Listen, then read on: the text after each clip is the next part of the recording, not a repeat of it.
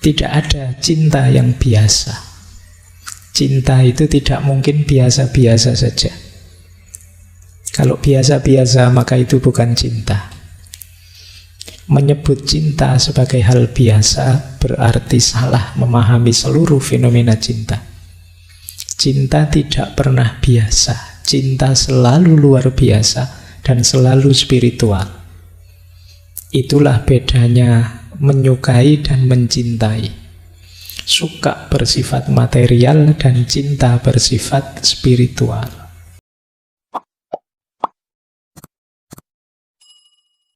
Assalamualaikum warahmatullahi wabarakatuh. Saya buka dengan kalimatnya Osho. Tidak ada cinta yang biasa. Cinta itu tidak mungkin biasa-biasa saja. Kalau biasa-biasa maka itu bukan cinta. Menyebut cinta sebagai hal biasa berarti salah memahami seluruh fenomena cinta. Cinta tidak pernah biasa. Cinta selalu luar biasa dan selalu spiritual. Itulah bedanya menyukai dan mencintai.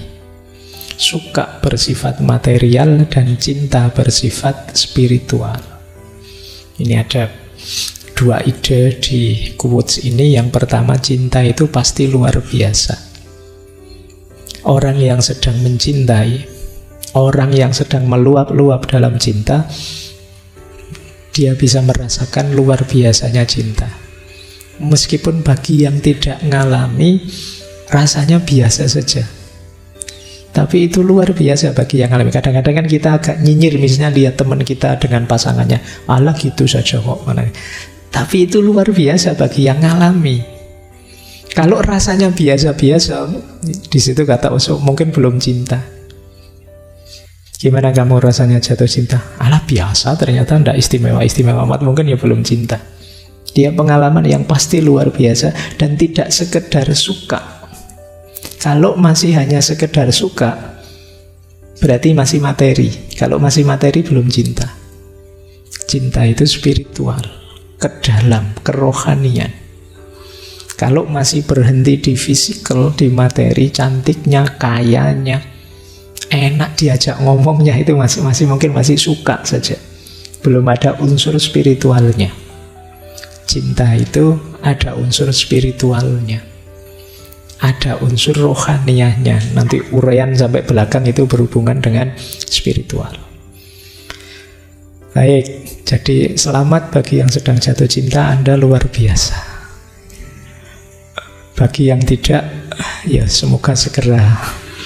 Ya, oke ya. Terus ini juga quote, saya buka dengan dua quote ini dulu sebelum ke teorinya ya. Orang bilang cinta itu buta karena tidak tahu apa itu cinta. Kukatakan kepadamu, hanya cinta yang punya mata. Selain cinta justru semuanya buta. Dunia ini kacau karena orang, kalau mungkin teman-teman sering mendengar ustadz atau ulama bilang, mari kita memandang segala di sekeliling kita dengan ainur rohmah, dengan mata cinta, mata kasih sayang. Disitulah akan terbuka bagi kita indahnya dunia, indahnya manusia, luar biasanya apapun yang terjadi di sekeliling kita. Itu namanya ainur rohmah. Itulah sejatinya melihat. Selama ini mungkin kita melihat sekeliling itu dengan pandangan ambisi, kadang dengan pandangan kebencian, kadang dengan pandangan ego. Bukan ainur rohmah, bukan pandangan yang penuh cinta. Apalagi era kampanye seperti hari ini, isinya pandangan kita itu banyak bencinya. Melihat apapun, apalagi kubu yang berbeda. Kadang-kadang hidup, isi pikiran kita itu kan persaingan, keunggulan, kemenangan. Gimana caranya saya nomor satu, yang lain belakangan saja, gimana cara. Itu isi pikiran kita itu. Maka ya cara pandang kita bukan cara pandang cinta, bukan ainur rohmah tadi. Ya seperti kalimatnya Maulana Jalaluddin Rumi, kita itu sering melihat manusia hanya casingnya.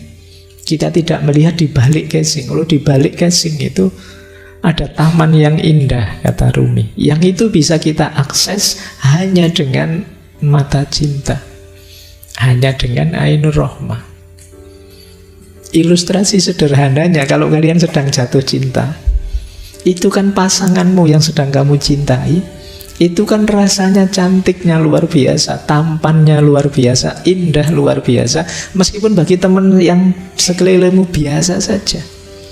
Alah, wong cuma kayak gitu aja kamu sampai segitunya sih. Loh, kamu tidak melihat keindahan yang dilihat orang yang mencintai ini. Maka kalau ingin hidupmu serba indah, pakailah kacamata namanya Ainur Rohmah tadi. Mata yang penuh kasih sayang. Ketika melihat manusia, kamu lihat kebalik dirinya. Di balik diri manusia itu ada banyak ayat-ayat yang indah.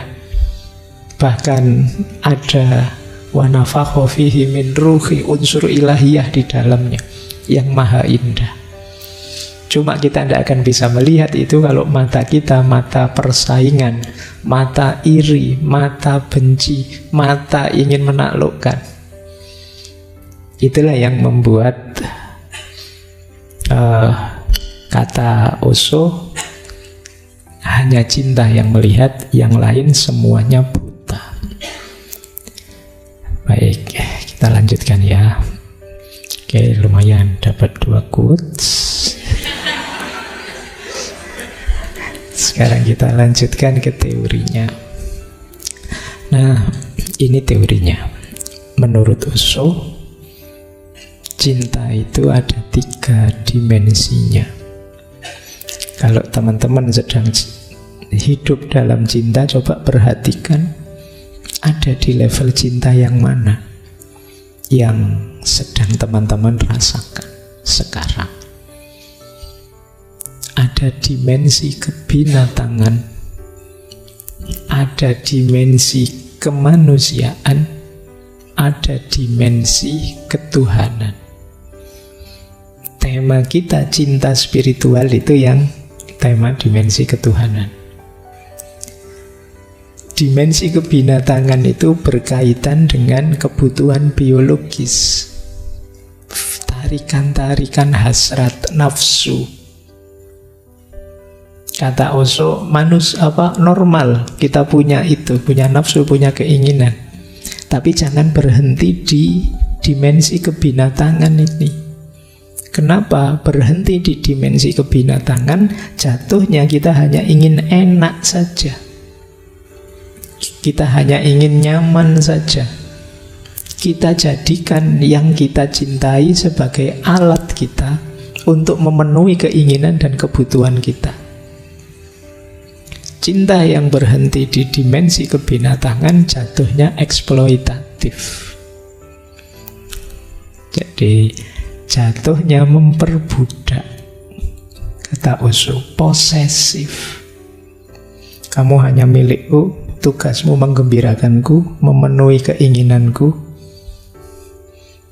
Pokoknya segala kepentinganku harus terpenuhi dengan kehadiranmu. Nah, ini level kebinatangan. Yang kedua, level kemanusiaan. Kalau ini yang kita rasakan selama ini. Kalau yang pertama tadi kebutuhan biologis, kalau ini kebutuhan psikologis. Kita sama-sama saling butuh, kita sama-sama ingin menggembirakan, saling menguntungkan, membebaskan, tidak posesif. Nah, ini dimensi kemanusiaan. Cinta yang saling berbagi, saling setara. Ini dimensi kemanusiaan. Nah, jadi semacam kebalikannya yang biologis.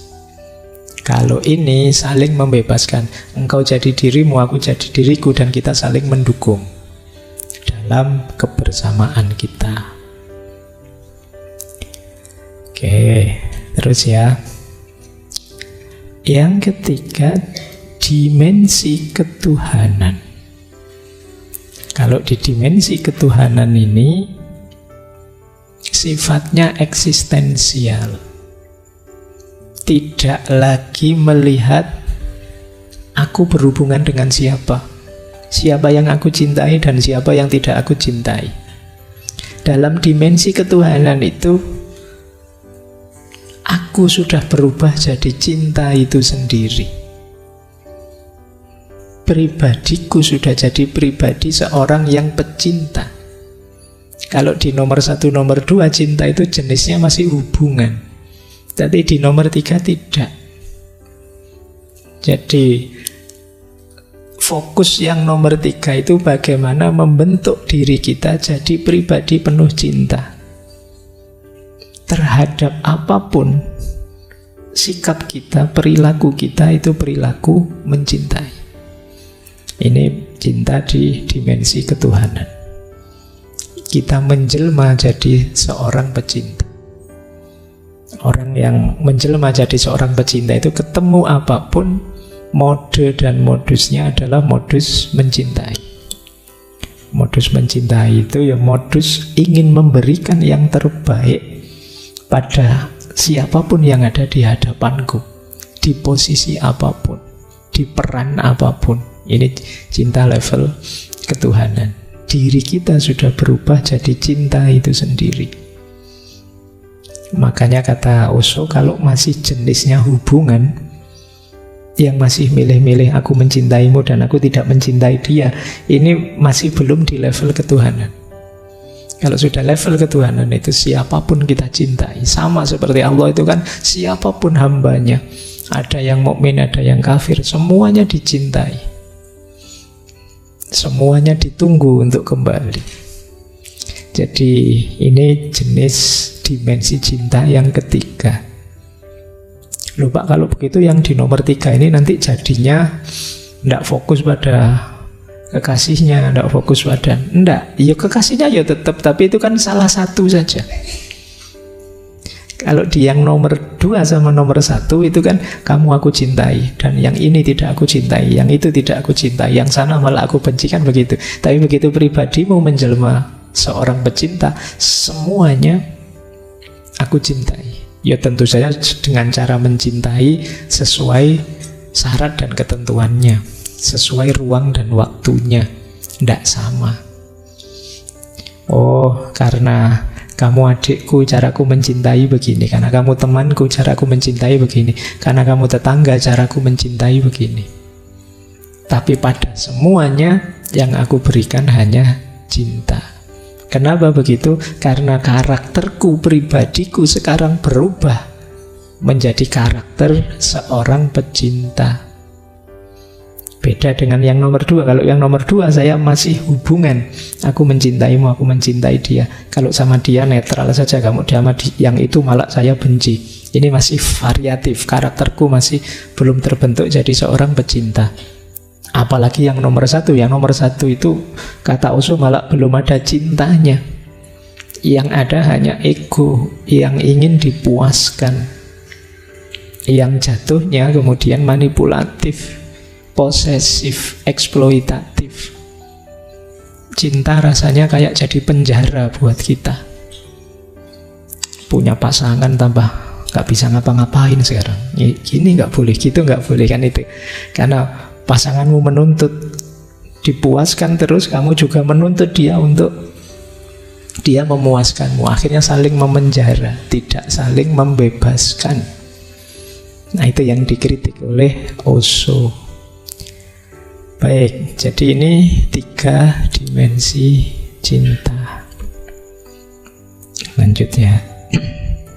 Terus nanti dari banyak konsep-konsepnya Osho bisa kita rinci.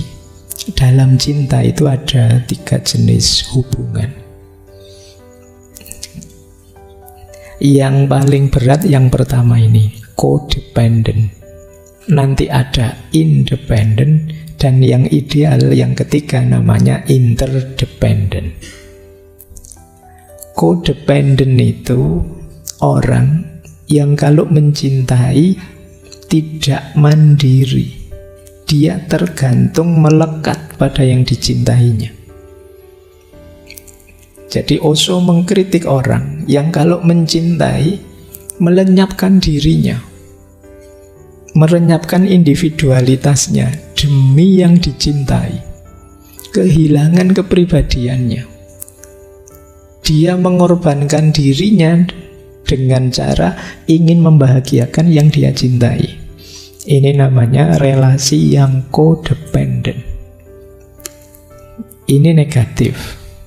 Kata Osho, orang yang kalau mencintainya seperti ini, ya cinta itu akan jadi beban dalam hidupnya. Dia tidak akan bisa tumbuh, dia bisa kehilangan dirinya. Seperti saya bilang tadi, ini cinta yang jadi penjara. Kita didominasi di situ, kita di penjara, tidak bisa ngapa-ngapain sudah. Ini namanya relasi codependent. Biasanya coraknya sangat posesif. Kita rasanya dikejar-kejar tiap hari untuk membahagiakan yang kita cintai, sampai kehilangan diri kita sendiri. Jadi nanti pasangan kita bilang, aku suka loh kalau kamu pakai baju warna merah. Kamu terus, wah, cepat-cepat ke mall nyari baju warna merah. Aku seneng loh kalau kamu pakai apa gitu. Wah, kamu cepat-cepat gitu. Pokoknya tiap hari kamu dikejar-kejar pikiranmu tentang bagaimana memuaskan yang kamu cintai, sampai lupa dengan dirimu sendiri. Kamu tidak pernah mikir loh, menurutku kalau aku sendiri nyaman tidak sih pakai baju warna merah itu? Aku sendiri merasa serak tidak sih melakukan ini, melakukan itu? Nah, kita tidak mikir ke situ. Kan ada teori cinta yang lain yang bilang, yo pecinta sejati itu yo melupakan dirinya. Tapi bagi Osho tidak begitu. Jadi justru cinta yang codependent ini cinta yang lemah, bukan cinta yang sejati.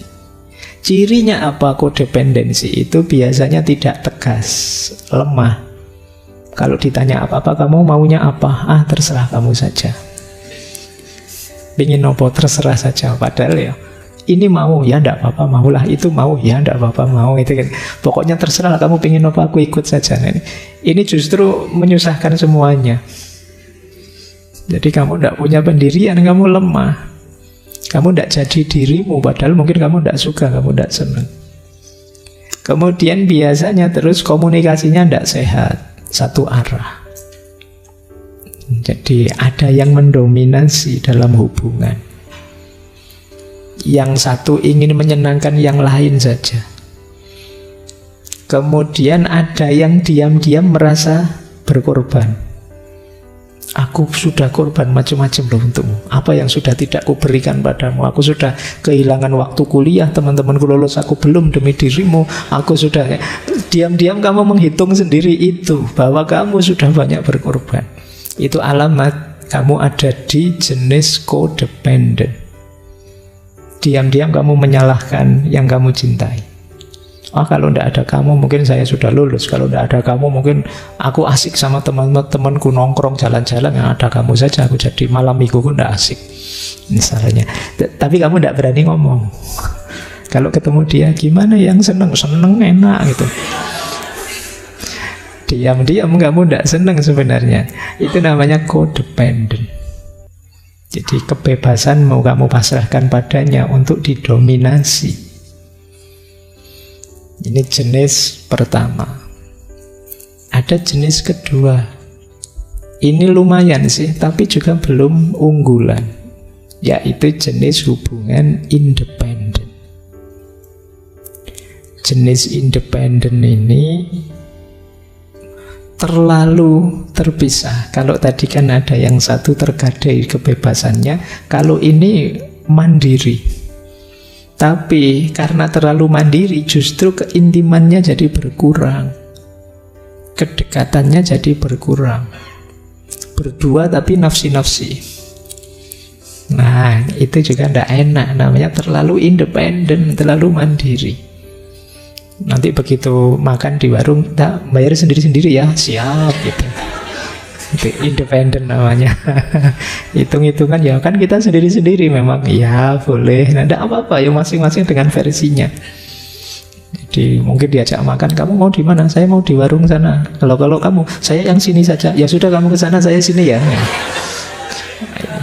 Nah, itu independen namanya. Jadi masing-masing dengan keinginannya, kepribadiannya, individualitasnya, sama sekali tidak mau diganggu. Aku yo aku, kamu yo kamu. Mari kita jalan sendiri-sendiri versi kita. Jadinya apa? Ndak harmonis. Mungkin juga ndak romantis. Jadi kalau diajak pakai baju yang coraknya mirip, ndak usah kayak anak yatim aja. Ya bener sih, tapi yo kan pasangan. Oke, ini jenis kedua. Namanya independen.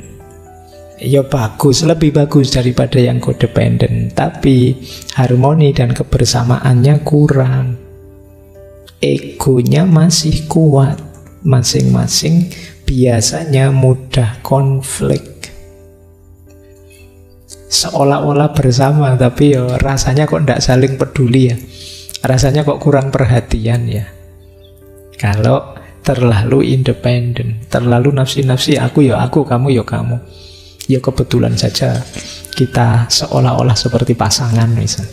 Ini gaya independen. Coba kalian evaluasi lagi ya. Saya tidak tahu kalian punya hubungan dengan apa dan siapa. Itu kira-kira codependent apa independen. Yang diidealkan dalam banyak tulisan-tulisannya Osho, kalau bisa ya interdependent.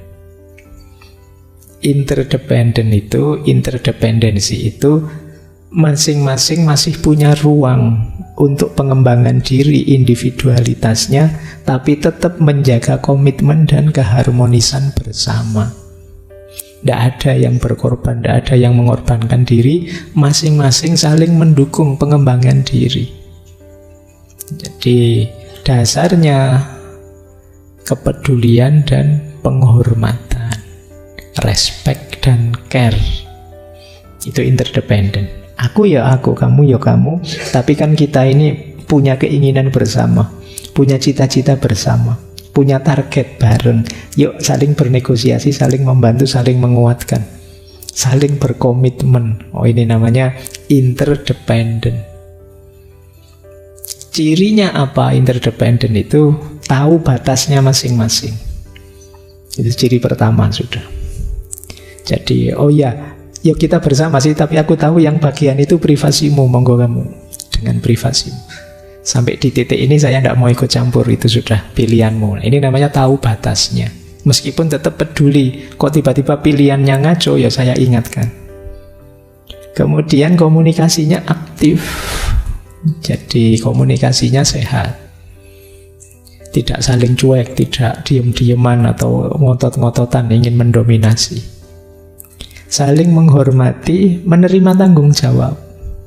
Siaplah kalau memang ada yang bisa saya bantu, saya bantu.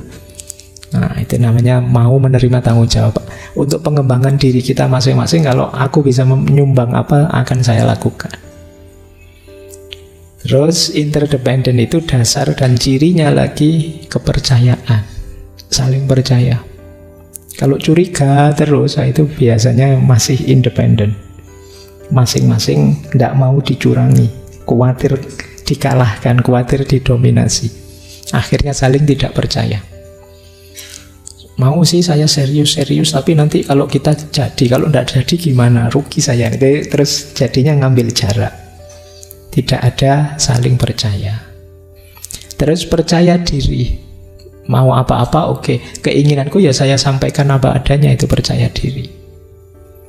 Terbuka dan jujur, kemudian saling memperhatikan kebutuhan. Tidak egois mikir keinginanku sendiri sih yo. Sambil kalau dia gimana, kira-kira begini. Kalau mungkin dia tersinggung ya ndak usah. Oh dia ndak cocok yang gitu ya ndak usah. Itu namanya saling memperhatikan kebutuhan satu sama lain. Itu yang disebut interdependent. Nah, jadi dari tiga ini ya silakan teman-teman mengevaluasi ya. Jenis hubungan dengan siapa saja, bisa saja dengan orang tua, bisa saja dengan saudara, dengan teman sekelas, dengan sahabat. Kalian itu codependent apa terlalu independent, apa sudah ideal di level interdependent.